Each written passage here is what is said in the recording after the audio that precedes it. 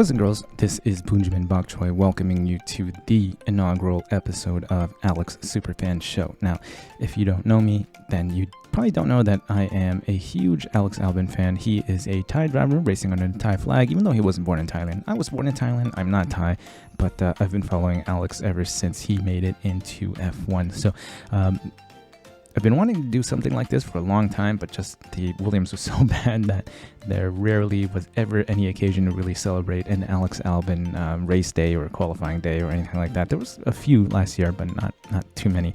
But we're actually starting the season off with a bang. Now, after preseason testing, the Williams seemed to be the slowest car in the grid. There were like one or two F1 pundits that had them as high as 9th, but I think for the most part, most people thought the Williams was going to spend another year as a backmarker team. So heading into the Bahrain race weekend, I wasn't really expecting much. You know, Alex didn't put up crazy fast times in the free practice sessions, and actually he got beat by Logan Sargent in 2 free practice sessions. So that wasn't reassuring. But today going into qualifying, I was hoping that they would just at least, or Alex would at least make it a tight battle to make it into Q2, and wasn't really disappointed if you guys missed qualifying. So his first run in Q1, he made it as high as P13 after everybody had set their first laps. And then when they came out for their second runs, he actually set a blazing fast lap, but during the lap in turn 4, it looked like he went off track during the live shots. And in the replays, like if you're watching the action replay off board, it looks like he actually goes over the line. But if you look at the onboard camera, it actually looks like he managed to barely stay in. So after he finished his lap, he went up to P6, tumbled down a couple of spots, P9 when everybody finished their laps. It was kind of a little stressful there waiting for everybody to finish their laps, and Logan even almost made it into Q2, setting the same time as Lando Norris in Q1, but he set it second, so Norris made it through and Logan didn't make it out. So pretty decent pace from both Williams cars, and Logan actually looked pretty good today. And so during the break, I was sitting there waiting for them to come back and say, well, Alex's lap time was deleted because he went off track. But I mean, to my amazement, when Q2 started back up, he was still up there and sitting in the pit lane looking to come out again. I was thinking that he had finished P9 and actually beat Lando Norris, Yuki Tsunoda, Zhou Guanyu, and Valtteri Bottas. I think there was one other driver that he beat in Q1. I think he actually beat Hamilton in Q1. Can't remember that. I was pretty sure he wasn't going to beat Hamilton in Q2 just because it's Hamilton and Mercedes. But I thought if he had a pretty decent run, he might be able to finish as high as like P11, P12, put himself in a decent position to have a good race tomorrow. But he didn't come out for the first run when everybody else came out for their first runs.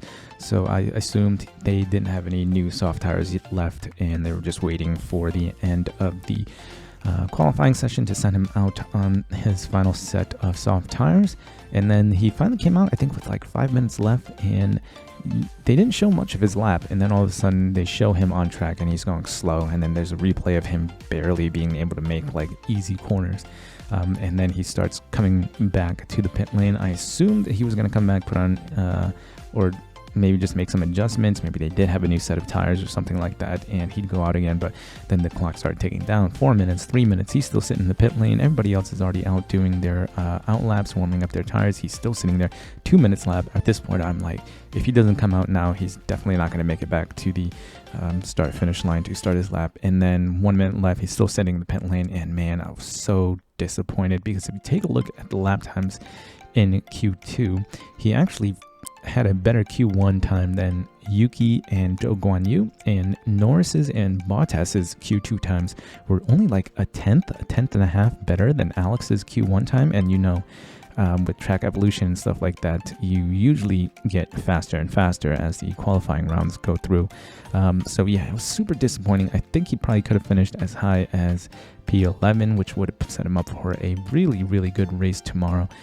But yeah, quite a disappointing end to a very hopeful qualifying session at Bahrain. But I mean, it's still better than what I expected. I didn't really think he can qualify any higher than like 17th or 16th. So the fact that he made it into Q2 and like made it in Q2 by a pretty good margin, is encouraging for tomorrow. But yeah, I was just so excited, so excited to see Alex starting the season off well, and I just wanted to put out a video. Hopefully he has a good race tomorrow too, and then we can put out our second installment of the Alex Superfan Show and then continue this on. But that's it for me, guys. Feel free to leave a like, comment, or subscribe. Stay tuned for more. Remember to eat bok choy. I'll see you in the next one, hopefully with good results from Alex.